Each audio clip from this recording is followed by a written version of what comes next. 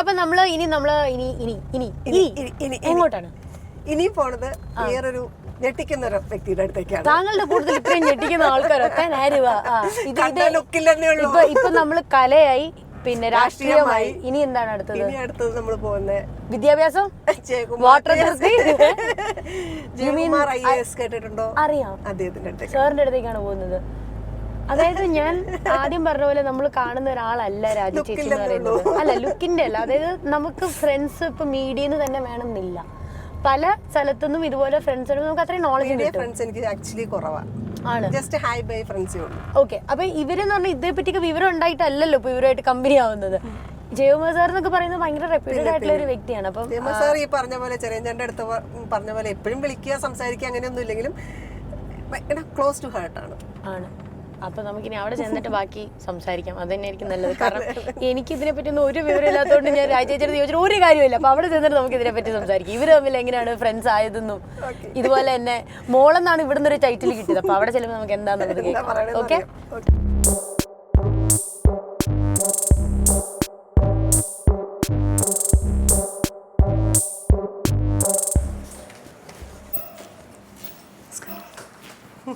Hello,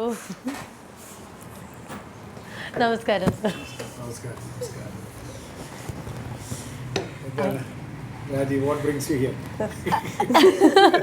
ഞാൻ ഭയങ്കര excited ആണ്. Because it's the first time ഞാൻ സാറുമായിട്ട് ഇങ്ങനെ ഒരു മീറ്റിൽ. ആൻഡ് എൻ്റെ ഒരു പഴയ ആഗ്രഹം എന്ന് പറയുന്നത് സിവിൽ സർവീസ് എഴുതണം എന്നായിരുന്നു. വൈകി പോയിട്ടില്ല, ഇനി എഴുതാറുണ്ട്. പക്ഷെ എന്തായാലും പ്രോപ്പർ പ്രിപ്പറേഷൻസ് ഒന്നും എടുക്കാത്തതുകൊണ്ട് ഞാനത് മുടക്കി. പക്ഷെ സാറിന്റെ മുന്നിൽ ഇങ്ങനെ വന്നിരിക്കാൻ പറ്റിയത് ഏറ്റവും വലിയ ഭാഗ്യം. എനിക്കും അറിയത്തില്ലായിരുന്നു. അതായത് രാജേജിക്ക് ഇങ്ങനെ ഒരു ഫ്രണ്ട് ഉണ്ട്. ഇത്രയും ഞാൻ ഈ മൈക്കൊന്ന് ഇവിടെ നിന്ന് പ്ലേസ് ചെയ്യുവാണേ. ഓക്കെ, ഫേസ്ബുക്കിൽ കാണാറുണ്ട്. ആണ് ഇത്രയും നോളജ് ഉള്ള ഒരു വ്യക്തി എങ്ങനെ ഫ്രണ്ടായി? എനിക്ക് ദൈവം തന്ന ഒരു എന്താ പറയാ, ഞാൻ ഈ പല ലോകത്ത് ജീവിക്കുന്ന ആളാണ്. എനിക്ക് ഉദ്യോഗം മാത്രമല്ല, ഉദ്യോഗം, സാഹിത്യം, സിനിമ ഒക്കെ ഉണ്ട്. അങ്ങനെ സിനിമാ സംവിധായകന്റെ ഒരു മേലങ്കി അണിഞ്ഞ് ഞാൻ നിൽക്കുന്ന സമയത്താണ് ഞങ്ങൾ തമ്മിൽ ആദ്യം കാണുന്നത്. ഇവിടെ നമ്മുടെ ചിത്രാഞ്ജലി അല്ലേ, ചിത്രാഞ്ജലി സ്റ്റുഡിയോയിൽ ഒരു ഡോക്യുമെന്റ് എടുത്തുകൊണ്ടിരിക്കുക. കുറച്ച് ആളും പേരും ഒക്കെ ഉണ്ട്. ഞാൻ ഡോക്യുമെന്റ് ഡയറക്റ്റ് ചെയ്തുകൊണ്ട് നിൽക്കുന്ന സമയത്ത് ഉച്ചയ്ക്ക് ഇങ്ങനെ നോക്കുമ്പോഴത്തേക്ക് ഒരു സുന്ദരി വരുന്നത്. എനിക്ക് ഈ TV ഒന്നും അധികം ഞാൻ കാണാത്തതുകൊണ്ട് എനിക്ക് ആളെ മനസ്സിലായില്ല. അപ്പോൾ പറഞ്ഞു, സാറിന് അറിഞ്ഞൂടെ രാജീവ് എന്നാണ്. അപ്പോൾ പറഞ്ഞു, രാജീവ് വന്നു. ഒരു ഇൻസ്റ്റന്റ് റാപ്പോ ഞങ്ങൾ തമ്മിൽ ഉണ്ടായി എന്നുള്ളതാണ് വാസ്തവം അല്ലേ. ഇൻസ്റ്റന്റ് റാപ്പോ നമ്മൾ ആദ്യമായിട്ട് കാണുകയാണെങ്കിൽ കാര്യങ്ങളൊക്കെ സംസാരിച്ചു എന്ന് മാത്രമല്ല, ഇനി ഒരു സിനിമ എടുക്കുമ്പോൾ നമുക്ക് അസിസ്റ്റന്റ് ഡയറക്ടർ ആവുന്നവരെ പറഞ്ഞു പോയതാണ്. പിന്നെ നടന്നില്ല. ഈ കുറേ കാര്യങ്ങൾ സാറിനെ എപ്പോൾ കാണുമ്പോഴും എനിക്ക് സാറിൽ നിന്ന് കുറേ കാര്യങ്ങൾ ചോദിച്ചിങ്ങനെ മനസ്സിലാക്കിക്കൊണ്ടേയിരിക്കും. ഭയങ്കര ഒരു ഭാഗ്യം. ഞാൻ പറഞ്ഞില്ലേ, ദൈവം തന്നൊരു, ഇത്രയും കാലം ജീവിച്ചതിന് എനിക്ക് ദൈവം തന്നൊരു. ആദ്യ ദിവസം കണ്ടപ്പോൾ തന്നെ ഞങ്ങൾ പോയി ഒന്നിച്ചിരുന്ന് ഭക്ഷണം കഴിച്ചു അല്ലേ. ഭക്ഷണം മോശമായിരുന്നെങ്കിൽ പ്രൊഡക്ഷൻ ഫുഡ് അറിയാലോ. എന്റെ പ്രൊഡക്ഷൻ ആണെങ്കിലും ചിത്രാഞ്ജലി ക്യാൻറ്റീൻ്റെ ഭക്ഷണം കഴിച്ചു. പിന്നെ നമ്മൾ കാണാന്നൊക്കെ പറഞ്ഞ് പിരിഞ്ഞു. പിന്നെ എവിടെ കണ്ടു? പിന്നെ നമ്മള് ഭാരത് ഭവനിലെ സാറിന്റെ ചന്ദനലേപ സുഗന്ധം. അത് ശരി, എന്റെ പരിപാടി. എൻ്റെ അമ്മോ, എനിക്ക് എപ്പോഴും ഞാൻ ഇത്രയൊക്കെ ഞാൻ എപ്പോഴും ചോദിക്കും, സാർ ഇങ്ങനെയൊക്കെ എഴുതാൻ എങ്ങനെ പറ്റിയോ എനിക്കത് ഭയങ്കര ഒരു ഇപ്പം പാട്ടിനെ കുറിച്ച് ചോദിച്ചുകൊണ്ടിരിക്കും അല്ലേ സാർ? അത് പിന്നെ അതൊരു അനുഗ്രഹമാണ് കേട്ടോ. ഞാൻ ഈ IAS കാരന്മാർ പാട്ട് എഴുതുന്നതൊന്നും ഞങ്ങളുടെ കൂട്ടത്തിലുള്ളവർക്കൊന്നും വലിയ ഇഷ്ടമില്ലായിരുന്നു. പറയും അതൊക്കെ മോശമല്ലേ. പറഞ്ഞാൽ എന്താണ്, നീ പറഞ്ഞാലും തിരയടിക്കും നീലക്കുയിലെ നിൻ ഗാനം എന്തെന്ന് പറഞ്ഞാലും നമ്മൾ ചത്തുപോയാലും നമ്മുടെ പാട്ട് ഇവിടെ ഉണ്ടാവില്ല. ഉദ്യോഗസ്ഥന്മാർ പോകും. അത് ഞാൻ വളരെ കോൺഷ്യസ് ആയിട്ട് എടുത്തൊരു തീരുമാനമാണ് കേട്ടോ. വന്നതിൻ്റെ ഒരു ഉപകാരമായിട്ട് എന്ത് തരാനുണ്ടെങ്കിലും സാറിൻ്റെ ഇത്രയും സമയം നമുക്ക് വേണ്ടി ഏറ്റവും വാല്യുബിൾ. അതെ, ഇത്രയും തിരക്കുള്ള സമയത്ത് വേണ്ടി ഇത്രയും സമയങ്ങളും തന്നല്ലോ. എന്തെങ്കിലും തരാനാണ് നോക്കുന്നത്.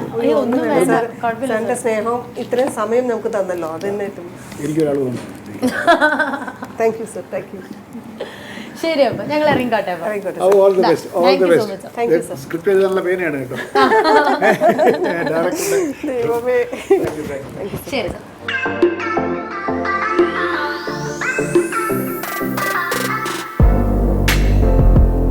രാവിലെ പാട്ട് കേട്ടാ ഇനി ആഹാരം വേണ്ടാന്ന് പറഞ്ഞു. അങ്ങനെ ഫ്രണ്ട്സിനെ കണ്ടിട്ട് ഇതുവരെയായിട്ട് ഫുഡ് കഴിച്ചിട്ടില്ല. പട്ടിണിയായിട്ട് പരിതാപമായിട്ടാണ് ഞാൻ ഇരിക്കുന്നത്.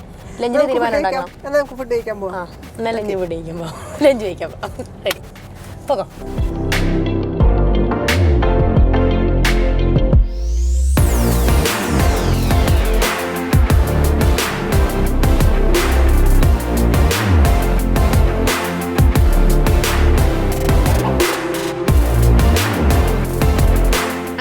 ഫുഡ് കഴിക്കാൻ വേണ്ടി വന്നിരിക്കുകയാണ്.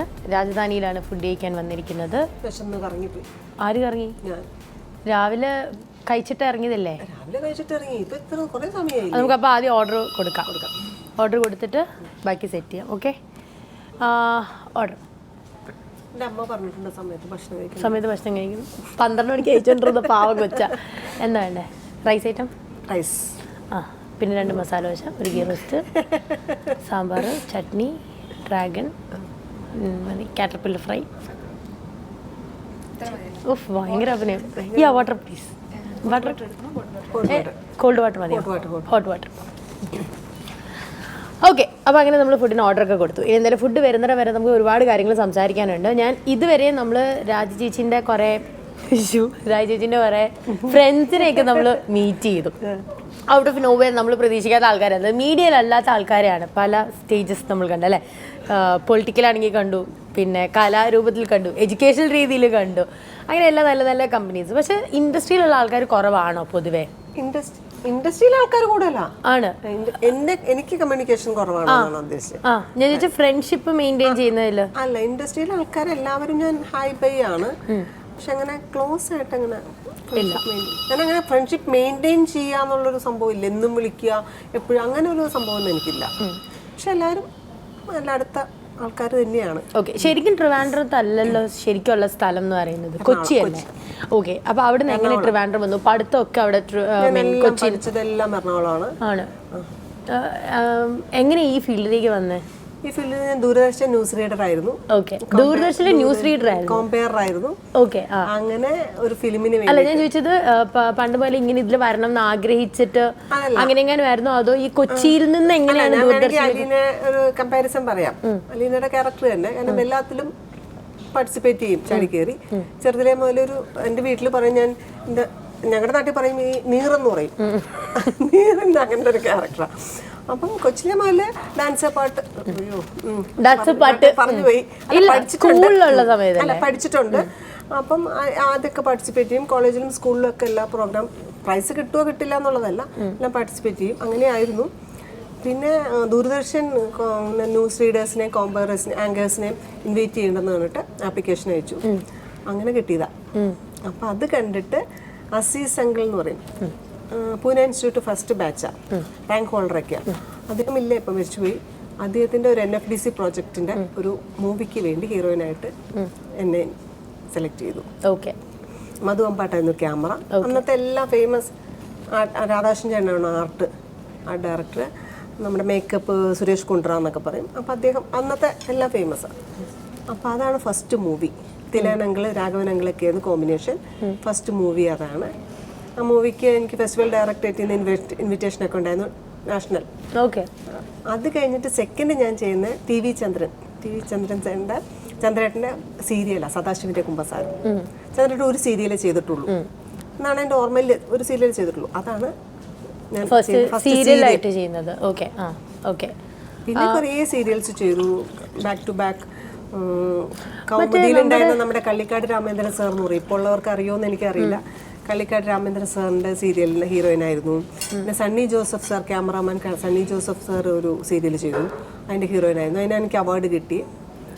അങ്ങനെ കുറേ നമ്മുടെ ഇതിലുണ്ടായിരുന്നോ ഓമനത്തിങ്കൾ പക്ഷി? അല്ല, എനിക്ക് തോന്നി ഈ ഓമനത്തിങ്കൾ പക്ഷി ലൈക്ക് വെരി പഴയ ഇതാണ്, 2005. അപ്പം ഈ 2005 ആ ടൈമിലാണ്. അപ്പം ഈ ഓമനത്തിങ്കൾ പക്ഷിയിലെ ക്യാരക്ടർ എന്താണെന്ന് എനിക്ക് ഓർമ്മയില്ല. പക്ഷെ എനിക്ക് ഞാൻ സ്ക്രീനിൽ കണ്ട് ലൈക്ക് ഇതാണ് നമ്മുടെ ഫ്രണ്ടാണെന്ന് പറഞ്ഞ് രജിസ്റ്റേർഡ് ആയത് എനിക്ക് ഓമനത്തിങ്കൾ പക്ഷിയിലാണ്. ഓമനത്തിങ്കൾ പക്ഷിയിൽ 2 ക്യാരക്ടർ, ഒരെണ്ണം പോസിറ്റീവായിട്ട് ലെനയും നെഗറ്റീവായിട്ട് ഞാനും, ജൈനമ്മ.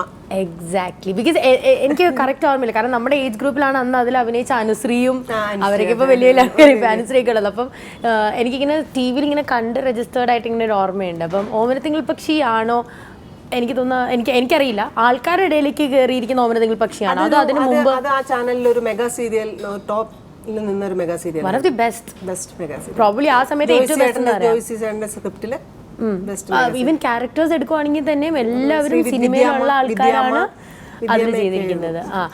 Yes okay.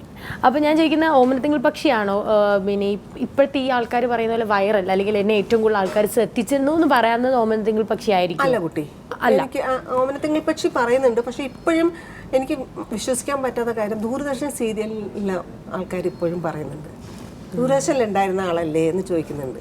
അപ്പം ബിക്കോസ് എനിക്ക് തോന്നുന്നു ഇപ്പം പ്രൈവറ്റ് ചാനൽസ് വന്നപ്പോൾ ഒത്തിരി സീരിയൽസ് ഉണ്ട്, ഒത്തിരി മെഗയല്ലേ, ഇങ്ങനെ ആൾക്കാർ വന്നു പോയിക്കൊണ്ടേയിരിക്കുന്നുണ്ട്. അന്നത്തെ കാലത്ത് 13 എപ്പിസോഡ് ദൂരദർശൻ സീരിയൽ മാത്രമേ ഉണ്ടായിരുന്നുള്ളൂ.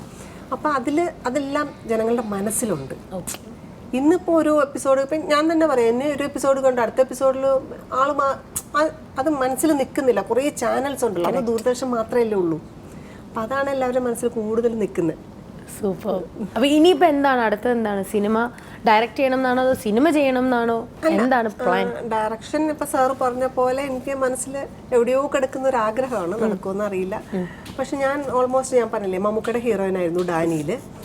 ചന്ദ്രൻ്റെ പടമാണ്, കഥാവിശേഷൻ, സിബി സാറിൻ്റെ പടം ചെയ്തു, കമൽ സാറിൻ്റെ പടം ചെയ്തു, ക്ലാസ്മേറ്റ്, അങ്ങനെ ഒത്തിരി നല്ല നല്ല ഡയറക്ടേഴ്സിൻ്റെ കൂടെ വർക്ക് ചെയ്യാൻ പറ്റി, കുറച്ചുള്ളൂങ്കിൽ പോലും.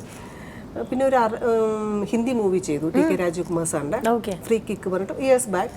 പിന്നെ ഈ കൊറോണയ്ക്ക് ജസ്റ്റ് മുന്നേ ഒരു ഒമാൻ ഇന്റർനാഷണൽ മൂവി ചെയ്തു, ഒരു ഒമാൻ മൂവി ജയാന എന്ന് പറഞ്ഞിട്ട്.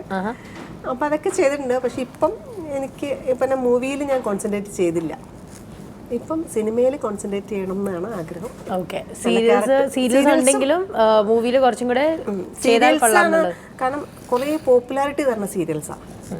കമ്പാരിറ്റീവ്ലി അവരുടെ കുടുംബത്തെ ഒരാൾ അല്ലെങ്കിൽ അവരുടെ സ്വന്തം ആളെന്നുള്ള രീതിയിൽ ഈ എല്ലാവരും കൂടുതൽ ഐഡൻറ്റിഫൈ ചെയ്യുന്ന സീരിയൽസിൽ വരുന്നതുകൊണ്ടാണ് ചോദിച്ചാൽ അവരുടെ വീട്ടിലോട്ട് നമ്മൾ ചെല്ലുകയല്ലേ, എല്ലാ ദിവസവും ചെല്ലുക. അവർ ഇൻവൈറ്റ് ചെയ്തിട്ടില്ല, നമ്മളെല്ലാം അപ്പോഴും അവർക്ക് കുറേ നമ്മളെ പരിചയമാണ്. സിനിമ എന്ന് പറഞ്ഞാൽ വേറൊരു ലോകം. ആൾക്കാർ സാധാരണക്കാർക്ക് കാണാൻ പറ്റാത്തൊരു എന്താ പറയുക ആർട്ടിസ്റ്റിനെയൊക്കെ. അപ്പം അങ്ങനെ സീരിയലാണ് കുറച്ചുകൂടി നമുക്ക് പബ്ലിസിറ്റി ഒക്കെ കിട്ടുന്നത്. എന്നാൽ പോലും സീരിയലിന് എക്സിസ്റ്റൻസി ഇല്ല എന്ന് പറയും. കാരണം എപ്പിസോഡ് കഴിഞ്ഞു പോയാൽ പിന്നെ അത് ആരും ഓർമ്മയിലില്ല. ഒരു സീരിയൽ കഴിഞ്ഞു പോയാൽ ഇപ്പം നിങ്ങൾ പറയുന്ന പോലെ ചില സീരിയൽസ് മനസ്സിലുണ്ടെന്നല്ലാണ്ട് അങ്ങനെ ആരും നോക്കില്ല. സിനിമയാണെങ്കിൽ എപ്പോഴും നമുക്ക് അതുണ്ടല്ലോ, നമുക്ക് എപ്പോഴായാലും കാണാം, പിന്നെയായാലും കാണാം എന്നുള്ളൊരു. ഇനിയിപ്പം ഈ വർഷം ദൈവാനുഗ്രഹിച്ചാൽ സിനിമയാണ് എന്നെ പുതിയ പ്രോജക്റ്റ് ഏതെങ്കിലും നോക്കുന്നുണ്ടോ അതോ യെറ്റ് ടു ബിഗിൻ? പുതിയ പ്രോജക്ട്സ് ഇങ്ങനെ സംസാരിക്കുന്നുണ്ട്.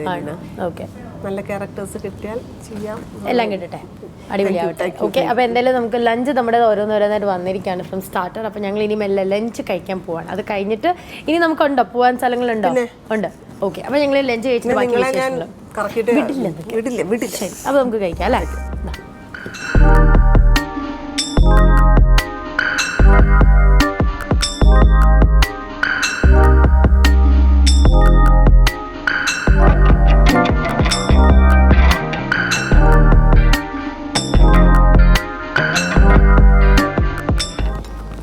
ഇത്രയും ഫുഡ് കാണുമ്പോഴേ ഇതെന്തോ നമ്മളെന്തോ വലിയ ഭഗത്തികളാണെന്ന് ചോദിക്കും. അല്ലല്ല, നമ്മൾ ഓർഡർ ചെയ്തല്ല കേട്ടോ ഇത്, അവർ സ്നേഹത്തോടെ കൊണ്ടു തന്നതാ. ഇപ്പം ഡൗട്ട് മാറിയിട്ടുണ്ടാവും. അവരുണ്ട് തന്നല്ലേ? അതെ, കഷ്ടം. നമ്മൾ ഓർഡർ ചെയ്തതേ അല്ല.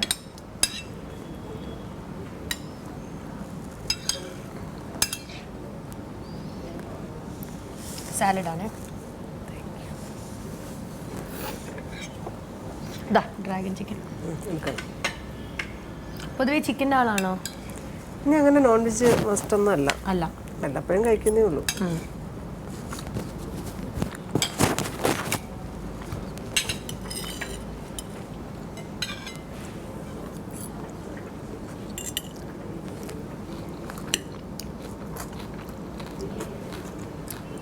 ബീഫ് കഴിക്കില്ല, ബീഫ് കഴിക്കില്ല, അതെല്ലാം കഴിക്കും.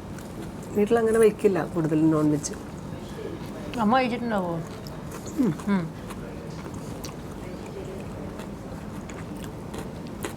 പുള്ളിക്കത്തി ആൽത്തറ ദേവി ക്ഷേത്രത്തിൽ പോകുന്ന കാര്യമാണ് പറയുന്നത്. എല്ലാ ദിവസം രാവിലെ നടന്നു പോകും.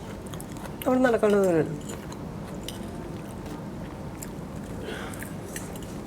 നിങ്ങളുടെ പെറ്റ്സൊക്കെ ഉണ്ടോ വീട്ടിലിപ്പോൾ? എന്തോ കുരങ്ങോ മറ്റേതൊക്കെ ഉണ്ടെന്ന് തോന്നുന്നു. മറുപടി അവരുന്ന് അവരൊന്നും ഇല്ലപ്പം, പക്ഷെ വേറെ പൂച്ചകളും ഒരു ഈഗിളും ഉണ്ട്. വളർത്തുന്നതെന്ന് വെച്ചാൽ പറന്ന് കിടക്കും അവര്. അവർക്ക് വിശക്കുമ്പോൾ വരും, കഴിച്ചിട്ട് പോകും. വെളിയിൽ പോവും? വെളിയിലായിരിക്കും. ആണോ? എന്നിട്ട് കറക്റ്റ് സമയത്ത് വരുമോ? ചിലപ്പോൾ 2 ദിവസം കൂടുമ്പോഴൊക്കെ വരുള്ളൂ. വെള്ളയമ്പലത്തല്ലേ താമസിച്ചിരുന്ന? മരപ്പട്ടികൾ അങ്ങനെയല്ലായിരുന്നു. അല്ല, വെള്ളയമ്പലത്തല്ലേ താമസിച്ചിരുന്നത്? അവര് നമ്മുടെ കൂടെ തന്നെ ഉണ്ടായിരുന്നു. മരപ്പട്ടീസ മറ്റേ വട്ടിയൂർക്കാവ് വീട്ടിൽ എങ്ങനെയാന്ന് വെച്ചാലോ ഒരു ഈഗിളുണ്ട്.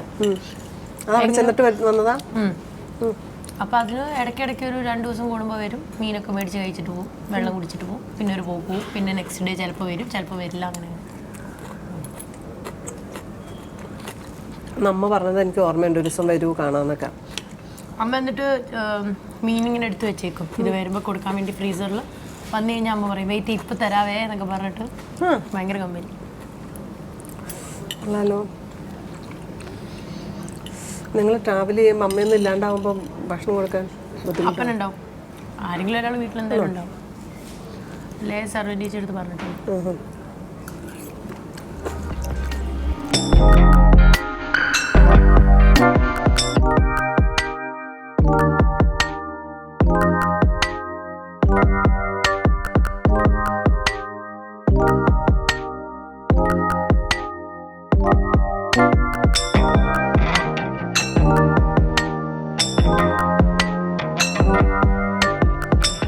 അങ്ങനെ നമ്മൾ ലഞ്ചൊക്കെ കഴിച്ചു കഴിഞ്ഞു.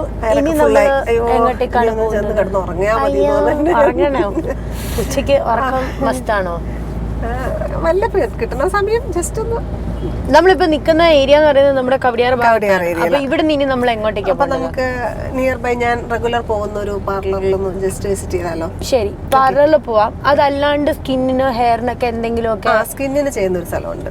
സ്കിന്നിന് ചെയ്യുന്നുണ്ടോ? ട്രീറ്റ്മെന്റ് പോലെയാണോ? സ്കിന്നിന് എനിക്ക് അറിയാവുന്ന ഒരു ക്ലോസ് എൻ്റെ ഒരു ഡോക്ടർ ഉണ്ട്, കോസ്മെറ്റോളജിസ്റ്റ്. മാമിനെ ഒന്ന് ജസ്റ്റ് മീറ്റ് ചെയ്യാം. ഓക്കെ, അപ്പം സ്ഥിരമായിട്ട് പോകുന്ന പാർലർ കണ്ടതിന് ശേഷം നമുക്ക് അടുപ്പം.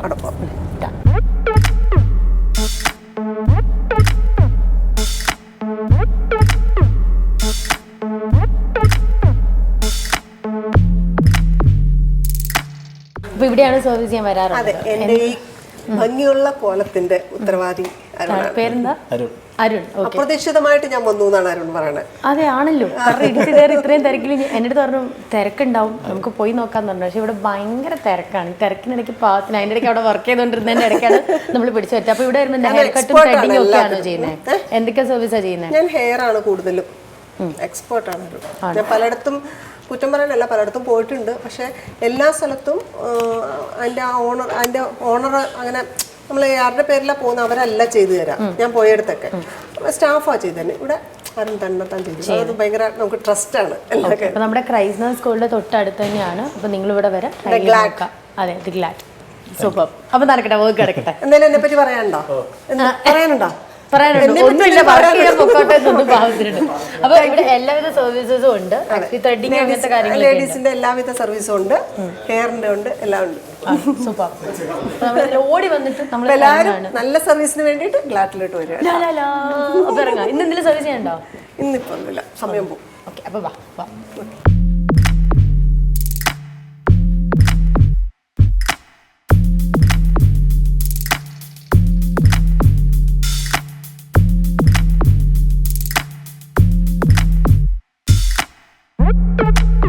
Hi ma'am, good evening. Hello.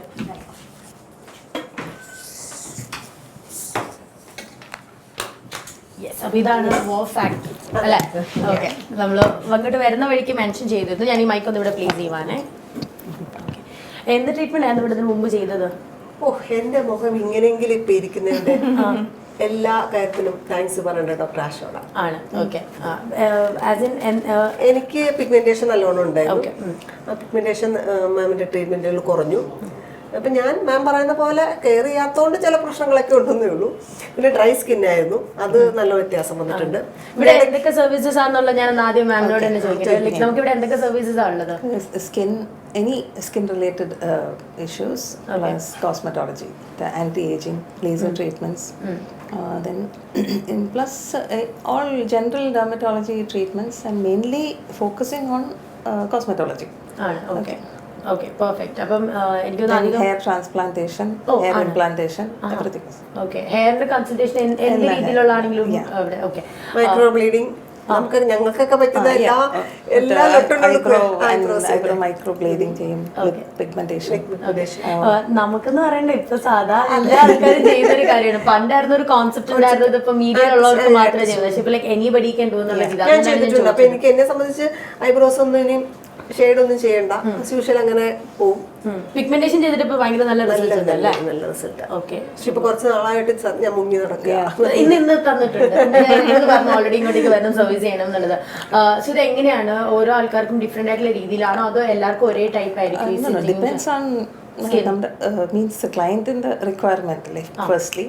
Then of course ചിലർക്ക് നമ്മൾ സജസ്റ്റ് ചെയ്യും if you know like just for if they want to change, okay, depending on what they require, okay, we will plan out a treatment. Okay, okay. നമുക്ക് ഇവിടെ ട്രിവാൻഡ്രം മാത്രമേ ഉള്ളത് at present ആണ്. Okay, ഇത് നന്ദൻകോടാണ്. So വൈഎംആർ ജംഗ്ഷനിലാണ് നമ്മുടെ ഈ വാക്ക് factor ഉള്ളത്. ഞാനും ആദ്യമായിട്ടാണ് അറിഞ്ഞത്. പക്ഷെ ഇവിടെ വന്നു കഴിഞ്ഞപ്പോൾ എല്ലാ ഇത് സൗകര്യങ്ങളും ഉണ്ട്. ലൈക്ക് ഞാൻ പലയിടത്തും പോയിട്ടുണ്ട്. ഞാൻ പറഞ്ഞ പോലെ മേ ബി ചിലപ്പോൾ എന്റെ പ്രോബ്ലം കൊണ്ടായിരിക്കും, ഞാൻ റെഗുലർ വിസിറ്റ് ഇല്ലാത്തതുകൊണ്ടായിരിക്കും. പക്ഷെ മാമിന്റെ അടുത്ത് മാത്രമാണ് ഞാൻ അനുസരണയുള്ള ഒരു കുട്ടിയായിട്ട് റെഗുലർ ആയിട്ട് ചെയ്യണം വന്ന് ചെയ്യാറുണ്ട്. പക്ഷെ എനിക്ക് നല്ല ചേഞ്ച് ഉണ്ട്. ഞാൻ ഡ്രൈ സ്കിന്നിനൊക്കെ ചെയ്തു, നല്ല ചേഞ്ച് ഉണ്ട്. ഇപ്പൊ കുറച്ച് നാളായിട്ട് ഞാൻ എറണാകുളത്തായിരുന്നല്ലോ, കുറച്ച് എറണാകുളത്തായിരുന്നു. മാമും ഇടയ്ക്ക് ഉണ്ടായിരുന്നില്ല, അങ്ങനെ വിസിറ്റ് ചെയ്യാൻ പറ്റിയില്ല. അപ്പൊ എന്തെങ്കിലും എന്നെ പറ്റി എന്റെ എന്തെങ്കിലും ക്ലോസ് ആയിട്ട് എന്തെങ്കിലും ചോദിച്ചാൽ ആദ്യം മാമിന്റെ പേര് എനിക്ക് ഓർമ്മ വരും. കാരണം നമുക്ക് നമ്മളെ ഇങ്ങനെ ആക്കി എടുത്തതിന്റെ ഞാൻ മാമിന്റെ അടുത്ത് പറയും, മാം ഇതെല്ലാം കഴിഞ്ഞ് പ്രസ് മീറ്റ് നടത്തും. ഈ പിഗ്മെന്റേഷൻ എന്ന് പറയുമ്പോൾ എന്തായിരുന്നു നമ്മുടെ ഈ ഇപ്പൊ എനിക്കാണെങ്കിൽ ഇത് ഇവിടെ ചീക്സ് ആൻഡ് ഡീസ് ആയിട്ടുള്ള, പിന്നെ ഇവിടെയൊക്കെ എപ്പോഴും സ്ഥിരമായിട്ട്, പിന്നെ മൂക്കിന്റെ ഇവിടെയൊക്കെ സ്ഥിരമായിട്ട് എപ്പോഴെങ്കിലും ഇങ്ങനെ ഉണ്ടാവാറുണ്ട്. അപ്പൊ അങ്ങനത്തെ കളർ ടോൺ കറക്റ്റ് ഈവൻ ആക്കുന്ന കൈൻഡ്സ് ഓഫ് ഈ പിഗ്മെന്റേഷൻ ഉണ്ട്. അപ്പൊ പിഗ്മെന്റേഷന്റെ കോസ് ഡിപ്പെൻഡ് ചെയ്ത് നമ്മൾ വാട്ടർ നമ്മൾക്ക് ഇങ്ങനെ സംസാരിക്കുമ്പോൾ നമ്മുടെ വ്യൂവേഴ്സിന് എന്തായാലും ഡൗട്ട് ഉണ്ടാവും പിഗ്മെന്റേഷൻ എന്ന് പറയുമ്പോൾ എന്തായിരിക്കും. മെലാസ്മ ഉണ്ടാവും, that is usually hormone related ആയിരിക്കും, അതിനുള്ള ട്രീറ്റ്മെന്റ്സ് ഉണ്ട്. ദെൻ അല്ലാത്ത pigmentation like may be some injury വന്നിട്ട് പോകുമ്പോഴുള്ള പിഗ്മെന്റേഷൻ. സോ വാട്ട് എവർ അത് ഡിപ്പെൻഡ് ചെയ്ത് നമുക്കൊരു ട്രീറ്റ്മെന്റ് പ്ലാൻ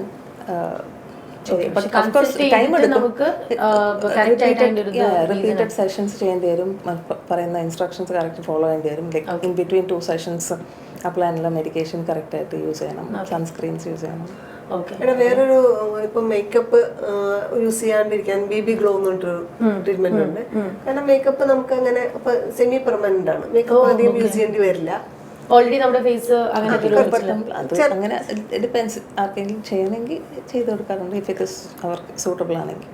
ഓക്കെ, അതിനും ഓരോ സ്കിൻ അനുസരിച്ചിട്ടായിരിക്കും അല്ലേ? If it is only applicable മാത്രമേ ചെയ്യാൻ പറ്റുള്ളൂ? അങ്ങനെ നോട്ട് ഫോർ എവറിബഡി, ബിക്കോസ് ഇത് ചെയ്താൽ സംടൈംസ് ലേസർ ട്രീറ്റ്മെന്റ്സ് ഒന്നും ചെയ്യാൻ പറ്റില്ല after. So depending on the skin we will.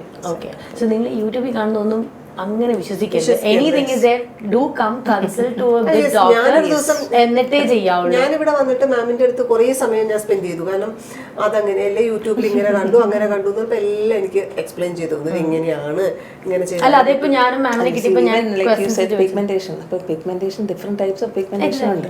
So first നമ്മളത് you have to go for consultation, find out what is the reason. ഇപ്പം behind that if there is any other reason you have to treat the reason also, cause also. അല്ലെങ്കിൽ നമ്മൾ എന്ത് treatment ചെയ്താലും it's going to come back. പിന്നെ ഇപ്പൊ ചെന്നിട്ട് ഇപ്പൊ ഞാൻ ഓൾറെഡി വന്നു, ഞാൻ ആർട്ടിസ്റ്റ് ആണ്, മാം എനിക്ക് ഇങ്ങനെയുണ്ട് അങ്ങനെയുണ്ട്, ഇത് ചെയ്തോ അത് ചെയ്താൽ മാറും, അങ്ങനെയൊന്നുമില്ല. ഇന്നത് ചെയ്താൽ മതി, ഇത് നിങ്ങൾക്ക് ചെയ്താൽ മതി എന്ന് പറയുന്ന ഒരു നമുക്ക് വേറെ ഒരാൾ ചെയ്യുന്ന same procedure may not be suitable for everybody.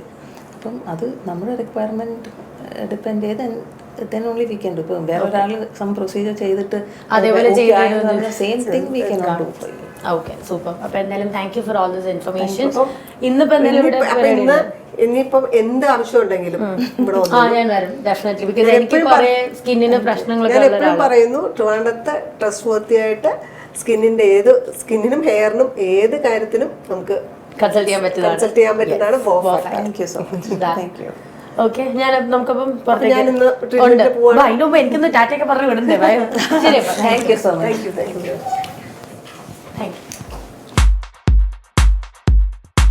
Welcome back. Okay done. അപ്പോൾ എന്തായാലും ഇന്നത്തെ ഒരു ദിവസം നമ്മൾ ഓടിപ്പിടിച്ചിട്ടാണെങ്കിലും എല്ലായിടത്തും കവർ ചെയ്യാൻ പറ്റിയില്ലെങ്കിലും അത്യാവശ്യം ഞാൻ ഹാപ്പിയാ. ഇല്ല, കാരണം എന്താണെന്നറിയോ, ശരിക്കും പറഞ്ഞാൽ ഒരു ദിവസം എങ്ങനെയാണെന്നുള്ളതോ അല്ലെങ്കിൽ പേഴ്സണൽ ലൈഫ് എങ്ങനെയാണെന്നുള്ളതോ അധികം ഇന്റർവ്യൂസ് ഒന്നും ഞാൻ കണ്ടിട്ടില്ല. എനിക്ക് പേഴ്സണലി അറിയാവുന്നതുകൊണ്ട് എനിക്കറിയാം, പക്ഷെ പ്രേക്ഷകർക്ക് അത് അറിയണ്ടാവില്ല. അപ്പോൾ അങ്ങനെ പേഴ്സണൽ ലൈഫിന്റെ കുറച്ച് കാര്യങ്ങളൊക്കെ നമുക്ക് അറിയാൻ പറ്റി. പ്രേക്ഷകർക്ക് എനിക്ക് അറിയാവുന്ന കാര്യമുണ്ട്, വലിയ പുതുമയൊന്നും തോന്നിയില്ല. പക്ഷെ എന്നാലും ഫ്രണ്ട് സർക്കിളാണ് എന്നെ ഏറ്റവും കൂടുതൽ എക്സൈറ്റഡ് ആക്കിയത്. അതെ, കാരണം നമുക്ക് ഏറ്റവും അറിവുള്ള നല്ല കൂട്ടുകാരുള്ളത് തന്നെ നമുക്ക് ഏറ്റവും വലിയ ഒരു ട്രഷർ എന്ന് പറയാൻ പറ്റില്ല, വെൽത്ത് അല്ല, നമ്മുടെ ഏറ്റവും വലിയ സ്വത്ത് എന്ന് പറയുന്നത്. നല്ല നോളജ് ഉള്ള നല്ല നല്ല നല്ല ഫീൽഡിലുള്ള ആൾക്കാരാണ് കൂട്ടുകെട്ട് എന്നുള്ളത് മനസ്സിലായി. അപ്പം എന്തായാലും അടിപൊളിയായിട്ടുണ്ടായിരുന്നു ഇന്നത്തെ ഒരു ദിവസം. Okay, thank you so much. അപ്പോൾ ട്രീറ്റ്മെൻറ്റും കാര്യങ്ങളൊക്കെ, ട്രീറ്റ്മെൻറ്റ് എന്ന് പറഞ്ഞാൽ അങ്ങനെയൊന്നും കേട്ടോ, പാവ സ്കിന്ന് നല്ല അടിപൊളിയായിട്ടാണ് ഗ്ലോ ചെയ്തുകൊണ്ടിരിക്കുന്നത്. കുറച്ചും കൂടെ ഒന്ന് അടിപൊളിയാക്കാൻ വേണ്ടി അതെ മറ്റേ രാജി എന്തോ ട്രീറ്റ്മെൻറ്റിലാണ് ഇങ്ങനെയൊക്കെ പറഞ്ഞായിരിക്കും വരുന്നത്. അപ്പോൾ എന്തായാലും ഇനിയും അടുത്ത തവണ നമ്മൾ മീറ്റ് ചെയ്യും. ഏതാ പുതിയ സിനിമ ഡയറക്റ്റ് ചെയ്ത് ഞാൻ ഇന്റർവ്യൂ എടുക്കാൻ വരുമ്പോഴത്തേക്കും എടി രാജി എന്ന് വിളിക്കുന്നത് അത്രയും ഗ്ലാമർ ആയിക്കോട്ടെ, അതായിരിക്കണം അടിപൊളി കേട്ടോ. എന്തായാലും താങ്ക് യു സോ മച്ച്. നമ്മുടെ പ്രേക്ഷകരോട് എന്താണ് പറയാനുള്ളത് വൈൻഡപ്പ് ചെയ്യുന്നതിന് മുമ്പ്? എന്നെ ഈ പ്രോഗ്രാമിന് ഇപ്പോൾ വിളിക്കാൻ കാരണം നിങ്ങൾ ഓരോരുത്തരുമാണ്. കാരണം നിങ്ങൾക്ക് അറിയാമല്ലോ, നിങ്ങളുടെ സ്നേഹവും നിങ്ങളുടെ സപ്പോർട്ടും ഉള്ളതുകൊണ്ടാണ് രാജീവ് മേനോൻ എന്ന് പറഞ്ഞ ആർട്ടിസ്റ്റ് ഉണ്ടായതും ഇപ്പം നിലനിൽക്കുന്നതും. ഈ സ്നേഹവും സപ്പോർട്ടും എല്ലാ പ്രാർത്ഥനയും എല്ലാം എൻ്റെ കൂടെ എപ്പോഴും ഉണ്ടാവണം. ഞാൻ നിങ്ങളിൽ നിന്ന് അത് പ്രതീക്ഷിക്കുന്നു. Thank you so much. അപ്പോൾ ശരി, കാണാം. കാണാം. Bye bye.